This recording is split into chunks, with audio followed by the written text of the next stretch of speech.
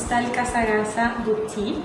Good afternoon, movement milers. It is great to see you today, and it's great to have you. Today we are interviewing one of our own. We're interviewing Andrea. She is the owner and operator of Casa Garza Boutique Hostel. How are you today? Hi Lisa, I'm good. I'm very happy. I'm very excited to have you guys here and to welcome you into our home. I am so excited to be here. As you know, I am so impressed with you. I just think you are phenomenal. And I wanted our movement family to know all about you because you are the type of woman that we all are aspiring to be. So we are just super excited to be here today. But anyway, could you tell us a little bit about yourself, your full name, where you were born, how you grew up? Go ahead. Yes, of course. Well, my name is Andrea Garza. It's very nice to meet you. And I'm originally from Monterrey, which is a city on the north of Mexico. If you have ever traveled to Mexico, you would know that it depends on whatever side you are, what the culture is, so it varies very much. So it was a very big adjustment for me and my family to go from the north to the south of the country. But we're very happy here, and as you can see, we put our roots in the city of Merida, and this is where we live now. So Merida, Yucatan is a very beautiful city, full of history, full of the Mayan culture, and we're just very excited and in love with our city. And I grew up in a family of 2 parents and 2 siblings. I'm the oldest one, and this is our first family project and business. And we just opened 5 months ago. This is our 5th month, and we're very happy and excited. Lisa was our guest here before, and she was an amazing guest. We loved having her here, so I'm very happy to now be doing this with her. When she asked me if I wanted to be interviewed, I was like, yes, of course. I've never been interviewed like this before, but I would love to. I think it's very important to learn and to share our experiences, so hopefully you can learn something out of this, as I'm learning right now as well. Well, we are super excited to have you. We're glad to have you, and we're so proud of you, by the way. And I think I shared this with you when I was here, that it's so rare to see a woman as young as yourself that is so ambitious, so hardworking, and also who is contributing to the local economy. As you know, I am very much into the local economy here in Merida. That's one of my passions, to give back to women here. The movement is basically dealing with women's empowerment as well as women with disabilities. Those are my 2 main passions. But back to Andrea. Could you tell us a little bit about the process? How was it? What did you have to go through to get this particular project? Okay, of course. Well, to start with, maybe I can tell you a little bit of the background of what it is, where we are right now. Exactly. And right now we are in a boutique hostel, which is kind of a pretty new concept in the hostel world in general. What we wanted to do is make or create an affordable place for travelers that also wanted to stay in a very typical and high standard place. So it's not a regular hostel, it's a boutique place. And what I really like about the range of hostels is that you can pay $1 and stay in a $1 hostel, or you can pay $10 and stay in a $10 one. So that's what we were going for. I guess the perfect balance between quality and price and experience for our guests. And what we wanted to create is just somewhere where we would want to stay as well, not just somewhere where you would sell to other people, correct? And so that is kind of how we came up with this concept. We were hoping that the people would be able to see the value, since we are the first with this kind of concept in the city. And we've been very happy to see that people have been very reciprocate with us and our ideas. And it was kind of a challenge to open up, especially with our times right now. And it took us, since we started with our idea, finding the perfect place, getting the financial program going, getting the permits. As you know, right now we are in the first quarter of the city, so that's a historic quarter, and it's very, very protected. When you're going to do a project, they ask for a lot of requirements, so they know that you're respecting the infrastructure and the history of the house. And so it was a very big project that we were working with a lot of different agencies of the city. And finally, 2 years later, we were finally ready to open. That's what I was going to ask you. I was going to ask you how long did that process take, but you just shared with us that it was very complex, it was very difficult, and it was very hard. And you also indicated that it took 2 years. And I love the historic flavor of the hostel. It is so unique. Can you give us a little bit of information on what made you pick this location? Yes, of course. Right now, we are very close to two very important points in the city. The first one and the most important is the cathedral, or the main square plaza. We are only 3 blocks away from there. And we're also very close to the Adeo station, which is the bus station here. That is a very important point for our international guests, because most of them, they don't travel here internationally. They travel to Cancun, they travel to Mexico City, and then they move everywhere on a bus. So we're very close to both points. I love that. I love that you and your family did your research. Yes. It shows and we're going to take a tour in a few minutes, but we want to get the background information about how the process started, how long it took, and you just brought out a very significant point about the history and the historical significance of this particular project.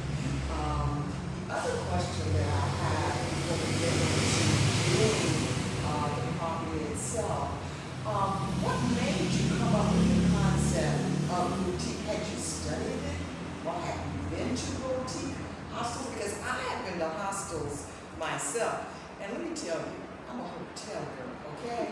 So the fact that I stayed in a hostel, which was my very first time, was quite remarkable. So my hat's off to you, because I am a business person. I came to Merida with specific business purposes in mind. So the idea of a boutique hostel appealed to me. So what made you come up with that? It's kind of a funny story, because if you had asked me 3 years ago, 4 years ago, what I thought of hostels, I would have been the same as you. Like, I'm a hotel girl, I'm never gonna stay in a hostel. I was just not a big fan of the concept because I didn't really understand it. And it's also very new here in Mexico. But I was an exchange student in my university, and I went to live for a year in Germany, and I was young, traveling with friends, we were on a budget, and of course we started traveling in hostels, so I was kind of forced into the world of it. And then I discovered that I love them. I'm a very social person, I love meeting new people, I love all the activities, and what I discovered right away when I started traveling in hostels is that they know all the things, or the local spots, they have great recommendations. There's a lot of other solo travelers, so it's very easy to make friends. And I guess I just love all the ambience in the hostels. And when I came back, I was volunteering with some international students, and I would normally go pick them up on the airport and leave them in a hostel for a couple of weeks while they were looking for an apartment or a place to stay.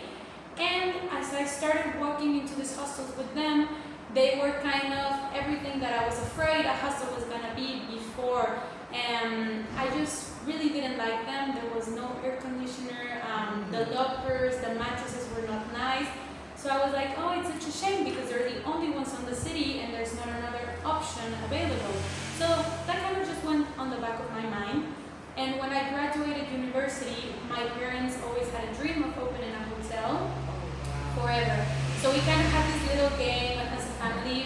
When we were traveling around, we would go to a plaza and we would look around and my parents would be like, okay, pick a house. What house would you pick to do a hotel on? So we would all play like, oh, this one, I like this one, I like this one. So it was always their dream. And when I graduated, my parents were like, okay, perfect, you just graduated, you're living in a very historic and important city, a very beautiful city that is growing right now and very safe. So would you like to help us in the project? We want to open a hotel. So I was like, yes, of course I want to help you. I studied business and I was right where I wanted to be.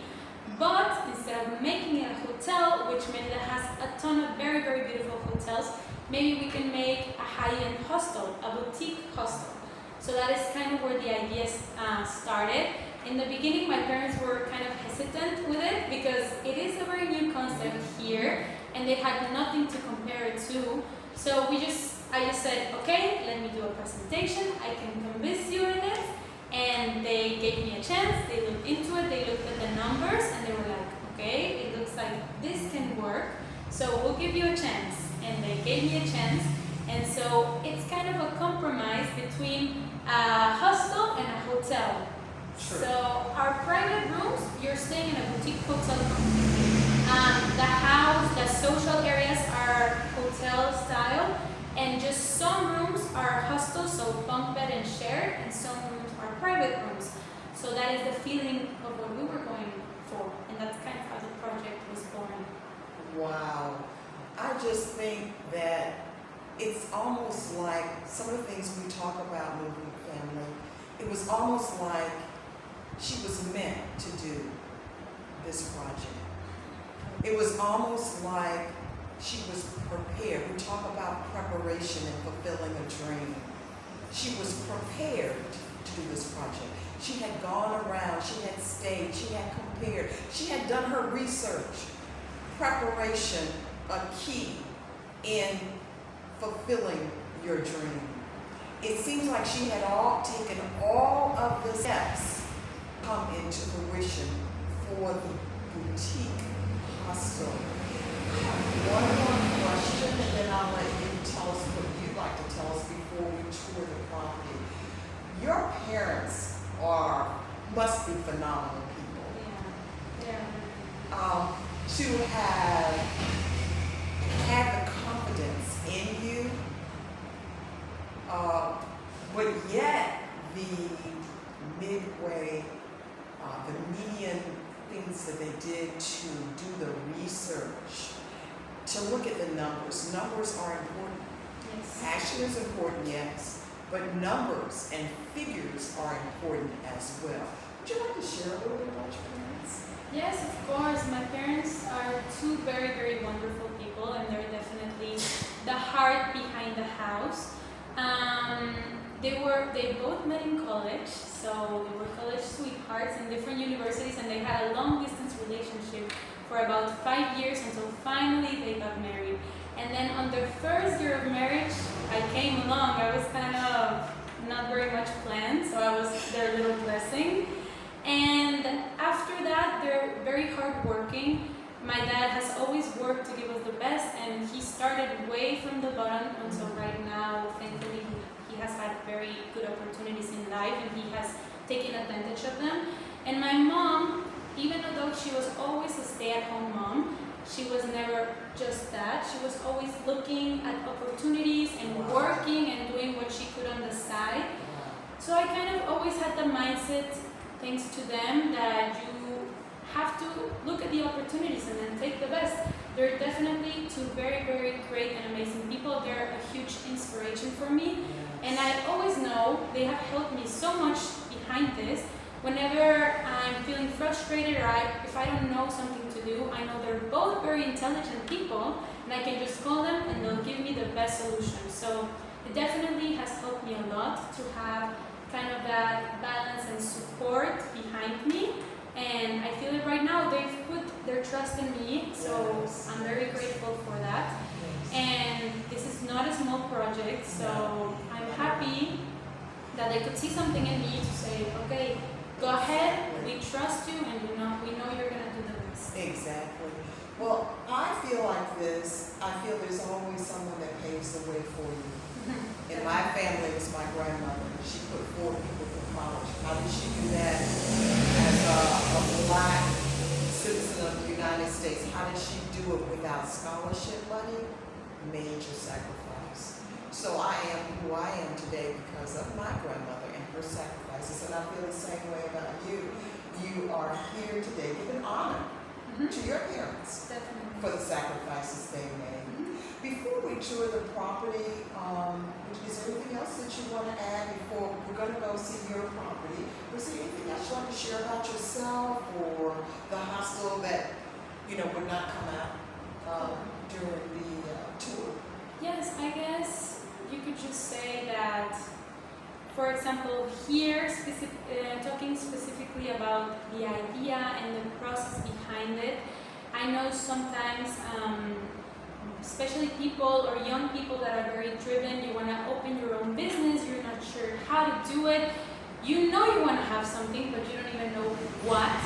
I guess my best advice would be to just look around you and notice a need. So it could be something that you never even thought about before. You just look and you say, oh my God, there's not any parking spaces in the street. Maybe I could open a parking place. Yes. And that's it. That's the idea of a business.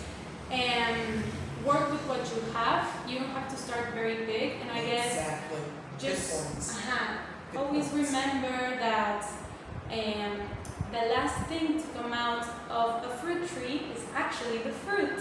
So there's a lot of work that you have to do behind, and just not to get frustrated.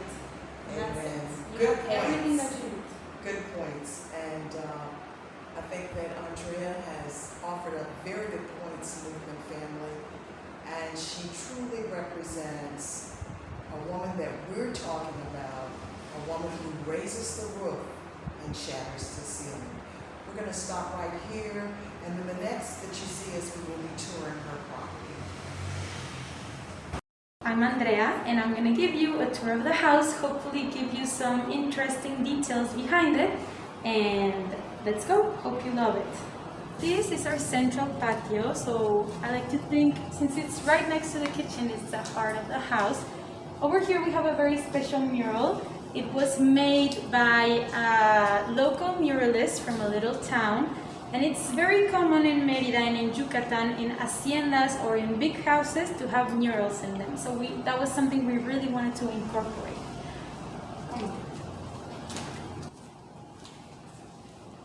This is our kitchen. It's really my favorite part of the house. It's where everybody moves around. In the morning, we have a huge breakfast over here that all of our guests come out and take. It's buffet style, and after that, they just go and sit. Everything here is an antique, and a lot of this have been in my family for generations. For example, if you look at the big wall with all of the tiles in them, that was my grandmother's.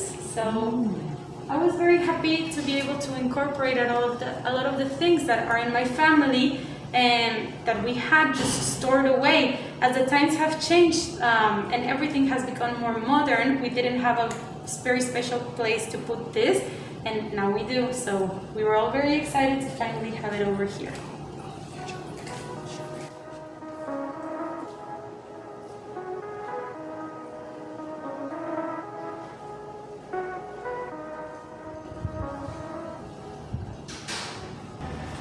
So this is our social area, and here a lot of people like to sit and work. In the night we have some board games, so it's really a very lively place in the house. If we're talking now and we look at the tiles on the floor, this is a very special type of floor that's called pasta. If you look at this floor, you can tell that it's an antique, and it's because it's been here since the beginning of the house, so it's been for more than 150 years, and it's still in an amazing state. And this still, it's all art that was part of my family, and the same with the furniture.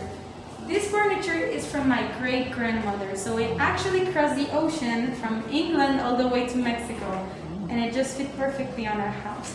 And then, if I can tell you a little secret of these kinds of houses, is that you can tell how old it is depending on the roof and the kind of structure that it has. In here, you can see that it's a thicker ceiling. The wood is very thick. That means it's very old, but it's kind of 50 years after. And if you look at the roof on the kitchen, the beams changed. So now they're thinner beams. So you can tell that the house was built in 3 separate eras. It was built first until the kitchen, and then second until this social area over here, and then the rest of the house, everything is new. So that's very interesting to see.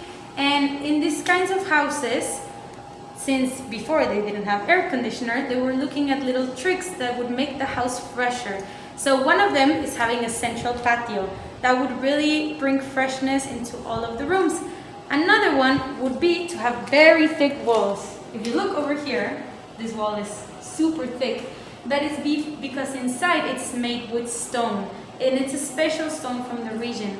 Why would they make the houses like this? Because when it rains, the stone soaks in the water, and on the rest of the day or the week, it slowly lets the water out, so the house becomes fresher. And that's why in very old houses like this, you always have to have a lot of maintenance, because it's always very humid. And those were little tricks that they did that we're very thankful for now. And another trick would be the high ceiling, because the heat goes up. So all of this is just things that the architects before used to think. They're brilliant, really. So we could keep on moving through the house. Here we have more private rooms and different types of accommodations within the hostel. What do we have here? We will start from our cheapest range of prices to the most expensive one. The cheapest room that you can find is a room for 8 people, which is room number 1 and room number 2. Those have a cost of 280 pesos the night. Then we will have the girls only room and the 4 people mixed dorm. It's a reduced space, so it's only 4 people per room, and that would have a cost of 320 pesos the night. Then we have our private rooms. The first type of private room that we have is the private room for 2 people that has a cost of 850 pesos the night. And then we have a private room for 4 people, which we will be able to go in and see, that has a price of 1,250 pesos the night. Now, this is a very special part of the house, our garden. We wanted to do and incorporate a lot of plants of the region and really just do it into this tropical feeling that Merida has. So a lot of the plants, my boyfriend actually has a gardening business, so he was very helpful with this. We brought in a paisajist, and she was able to help us and just do the best for it. This is our pool and hammocks area. And to start, the pool is made of a very special material here that the Mayans used to do to store their water supplies. This type of clay is called chucum, and it's actually state guarded. If you would try to take this clay out of the state, you would not be able to. So it's something very special here, and people use it now a lot to give the pool and their pools a very natural feeling. So you don't feel like you're going just inside a pool. It's like a natural water place. And that's what we were really going for. And we have found ways to incorporate this material chucum into different parts of the house. Like for example, our stairwell or inside the bathrooms, everything has touches of chucum, even some of our ceilings. And then the hammocks area. The hammocks are something that are very special here in Merida. And you might not know this, but a lot of people, especially in little towns, they don't even have a mattress. They don't have a bed. They just sleep in a hammock. They sleep in a hammock, rest in a hammock, give birth on hammocks. That's just the way of life over here. And it's very common now, especially with grandparents, that they don't have a mattress in their house. And so definitely we wouldn't be able to have something from the place if we didn't have hammocks. And well, we really love them, and we know our guests really love them as well.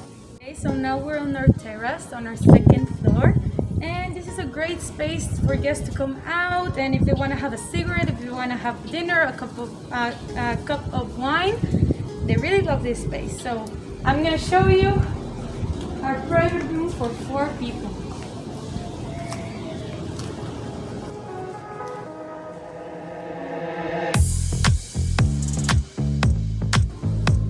So this is our space.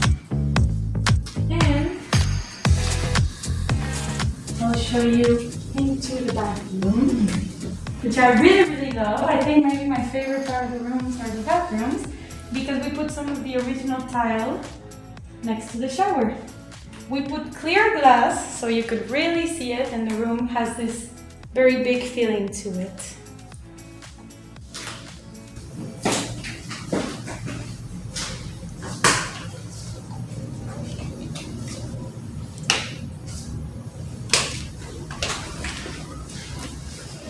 That's it. My cousin is a designer, an interior designer, so she's been very helpful with this project.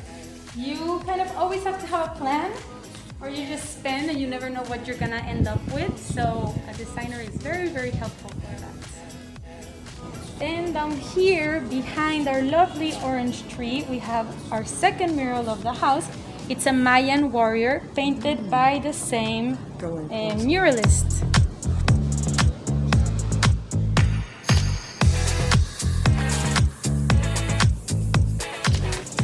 Hello, well, this is our team. We've been together right from the start, and we really could have not done this without them, so I'm very grateful. They've been very amazing, and we've really become like a family in this time. Thank you so much, Andrea, for having us here.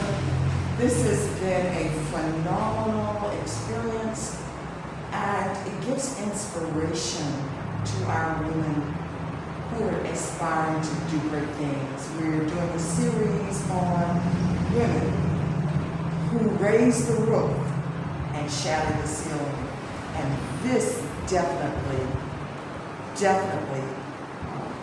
illustrates that. Thank you, Lisa. We were very happy to have you here. You're more than welcome anytime you want to be. And you are as well. And thank you for thinking of us and for considering us. We're very grateful. So I hope you had a wonderful time here with us and that you learned a lot. Yes, thank you.